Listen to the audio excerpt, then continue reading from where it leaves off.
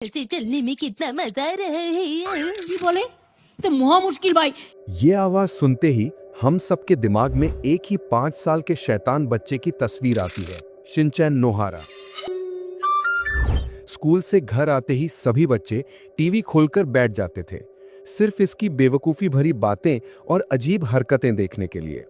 मानो शिनचैन उनके लिए कार्टून नहीं बल्कि एक इमोशन बनकर उभर आया था। लेकिन क्या आपने कभी सोचा है कि जिस कैरेक्टर को आप इतना मासूम और मजेदार समझते थे, वो असल में दुनिया के सबसे विवादित कैरेक्टर में से एक है। ये कैरेक्टर इतना खतरनाक था, इतना विवादित था कि इसे समाज के लिए खतरा बताकर पूरे भारत में बैन कर दिया गया। हर जगह अखबारों में एक ही हेडलाइन, गुस्साए पेरेंट्स के इंटरव्यू की क्लिप्स और शिनचैन की सबसे अजीब हरकतें, जैसे उसका एलिफेंट डांस मानो छा गया था।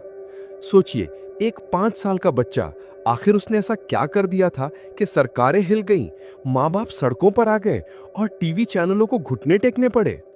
ये सिर्फ एक कार्टून की कहानी नहीं है, ये हमारे बचपन के सबसे बड़े धोखे की कहानी है। और आज मैं आपको इस धोखे की हर एक परत खोलकर दिखाऊंगा। ये कहानी शुरू होती है जापान की एक छोटी सी गली से, जहां एक जीनियस योशितो उसुई एक ऐसा किरदार बना रहा था जो आगे चलकर दुनिया में तहलका मचाने वाला था। लेकिन उनका मकसद वो नहीं था जो हम और आप समझते हैं। ये सिर्फ एक कार्टून नहीं, एक केस स्टडी है कि कैसे एक चीज अपने असली मकसद से भटककर एक कल्चरल टाइम बॉम्ब बन जाती है। आज हम जासूस बनकर 3 क्लूज की मदद से इस पूरी गुत्थी को सुलझाएंगे। पहला, शिनचैन किसके लिए बनाया गया था, जिसका जवाब आपको हिलाकर रख देगा। दूसरा, इसके मजाक के पीछे छुपा गहरा और कड़वा सच क्या था। और तीसरा, तो फिर ये शैतानी दिमाग वाला कार्टून हमारे टीवी तक पहुंचा कैसे। असली टारगेट ऑडियंस, एक जबरदस्त धोखा। हम सब सोचते थे कि ये बच्चों का शो है, राइट? नो। जापान के किसी भी बुक स्टोर में जाइए, आपको शिनचैन की कॉमिक्स बच्चों के सेक्शन में नहीं बल्कि सेनेन सेक्शन में मिलेगी। सेनेन का मतलब है अडल्ट पुरुष। जी हाँ, ये कार्टून 18 साल से ऊपर के मर्दों के लिए बनाया गया था। ये वैसा ही है जैसे कोई मिर्जापुर या the family man web series को कार्टून नेटवर्क पर सुबह 9 बजे दिखा दे। शिनचैन को बनाया ही गया था ऑफिस से थके हारे घर लौटे एक आदमी के लिए, जो समाज के पाखंड और रोजमर्रा की फ्रस्ट्रेशन पर हंस सके। इसे बच्चों को दिखाना ही सबसे पहली और सबसे बड़ी गलती थी। मजाक नहीं, समाज का कड़वा सच। तो अगर ये बड़ों के लिए था तो इसमें ऐसा क्या था? शिनचैन का हर मजाक असल में जापानी समाज पर एक गहरा व्यंग्य था। शिनचैन की माँ मिसाए, जो हर वक्त उस पर चिल्लाती हैं, वो असल में एक फ्रस्ट्रेटेड हाउसवाइफ का प्रतीक थी जो अपनी जिंदगी से खुश नहीं है। उसके पापा हिरोशी, जो अक्सर घर देर से आते हैं, वो ऑफिस के प्रेशर और लोन के बोझ तले दबे एक आम जापानी आदमी थे। और शिनचैन, वो कोई मासूम बच्चा नहीं था, वो एक वॉकिंग टॉकिंग ट्रूथ बॉम्ब था। वो सब कुछ बोल और कर देता था जो बड़े लोग सोचते तो हैं पर समाज के डर से कर नहीं पाते।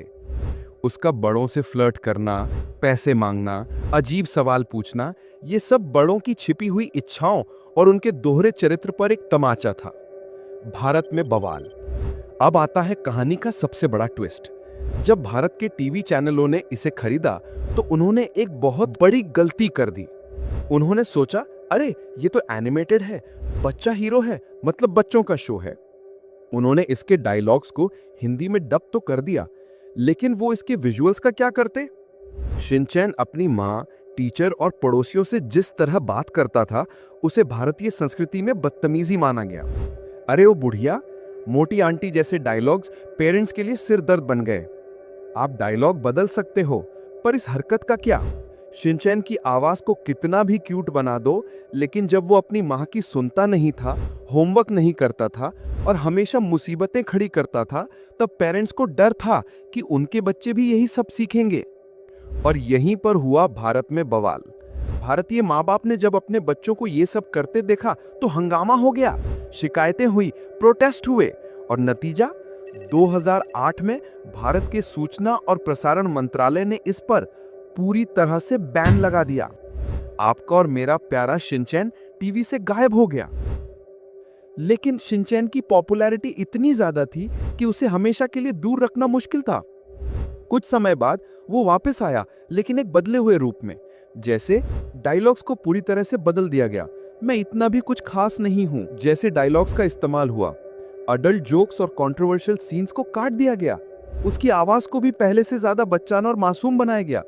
जो शिनचैन वापस आया वो पहले वाले की परछाई जैसा था।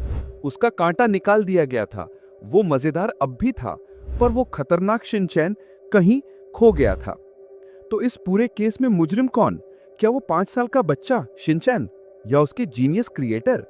नहीं, असली मुजरिम थी लापरवाही और लालच उन टीवी चैनलों की जिन्होंने बिना रिसर्च किए सिर्फ टीआरपी और पैसे के लिए एक अडल्ट शो को बच्चों के प्राइम टाइम में परोस दिया।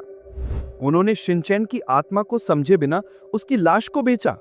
ये बैन हमें कड़वा लेकिन जरूरी सबक सिखाता है कि हर चमकने वाली चीज सोना नहीं होती और हर कार्टून बच्चों के लिए नहीं होता। ये हमें सिखाता है कि जो कुछ भी हमें स्क्रीन पर परोसा जा रहा है उस पर आंख बंद करके भरोसा नहीं करना चाहिए। शिनचैन आज भी हमारे लिए एक गिल्टी प्लेजर है। हम जानते हैं कि वो बिगड़ैल है, बदतमीज है, पर फिर भी उसके चेहरे पर एक मासूमियत है जो हमें खींचती है। वो हमारे अंदर के उस बच्चे की तरह है जो दुनिया के नियमों की परवाह किए बिना बस मजे करना चाहता है। अब मैं आपसे एक सवाल पूछता हूं, अगर आज आपको ओरिजिनल बिना सेंसर वाला जापानी शिनचैन अपनी असली कहानी के साथ देखने का मौका मिले तो क्या आप उसे देखेंगे? नीचे कमेंट्स में बताइएगा यस या नो। अगर आपको इस वीडियो में मजा आया और आप भी शिनचैन के फैन हैं तो इस वीडियो को लाइक करके, चैनल को सब्सक्राइब करके कमेंट में #शिनचैन लिख देना। मिलते हैं अगली किसी दिलचस्प कहानी के साथ।